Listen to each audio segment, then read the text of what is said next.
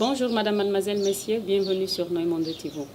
L'actualité nous amène en Espagne où le champion du monde en titre a été éliminé. En effet, l'Espagne est hors du mondial après avoir été chutée au Chili, annoncé sobrement El País. La sélection de Del Bosque a perdu l'occasion qu'elle avait de rester vivante dans ce mondial, en chutant avec fracas face au Chili qui s'est montré très supérieur. 2 buts de Vargas et Aranguis ont suffi à l'équipe chilienne pour écraser le champion du monde qui signe un jeu calamiteux, aggravant la catharsis commencée face aux Pays-Bas, ajoute le journal. Évoquant la déroute de la Roja, écrasée par 5-1 par les Pays-Bas, ainsi l'ex-champion du monde sort par la toute petite porte en ce mondial de Brésil 2014. Le régime syrien continue de mener des attaques chimiques, et ce malgré la convention sur l'interdiction des armes chimiques que Bachar al-Assad avait pourtant signée à la suite de la crise de août 2013.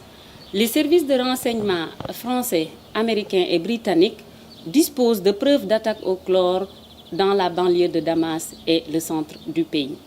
Les preuves rassemblées par l'OIAC étaient la conclusion selon laquelle des agents chimiques toxiques, probablement des agents irritants pour les voies respiratoires comme le chlore, ont été utilisés de manière systématique dans des attaques armées.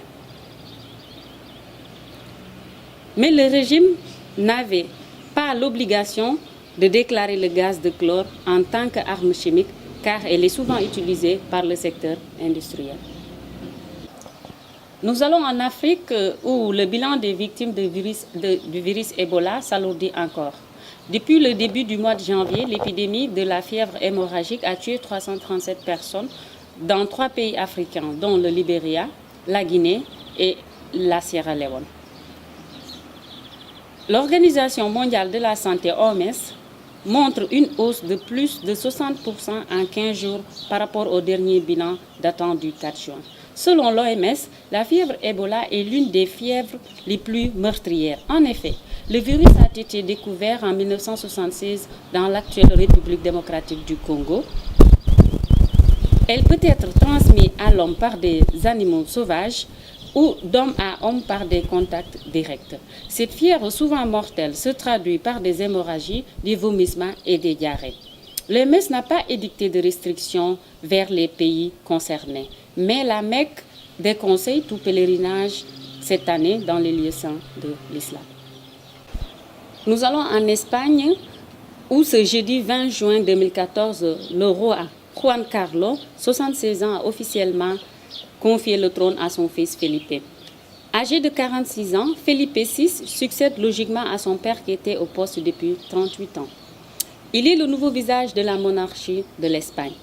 Une lourde tâche attend le jeune roi, mais il faut dire que Felipe VI est un roi bien préparé, car il marque sa particularité en passant outre la sacralisation de l'Église. 3 Espagnols sur 4 pensent qu'il fera un bon roi. Une cérémonie entièrement laïque, annonçant une rupture avec le passé, a été organisée. Pour ses débuts, Felipe VI, 46 ans, entend faire table rase sur le passé le plus récent et embarrassant de la monarchie espagnole et tracer son propre chemin. Après la promulgation de la loi d'abdication par Juan Carlos et la remise à son fils de la ceinture de capitaine général, Juan Carlos s'est éclipsé de la monarchie.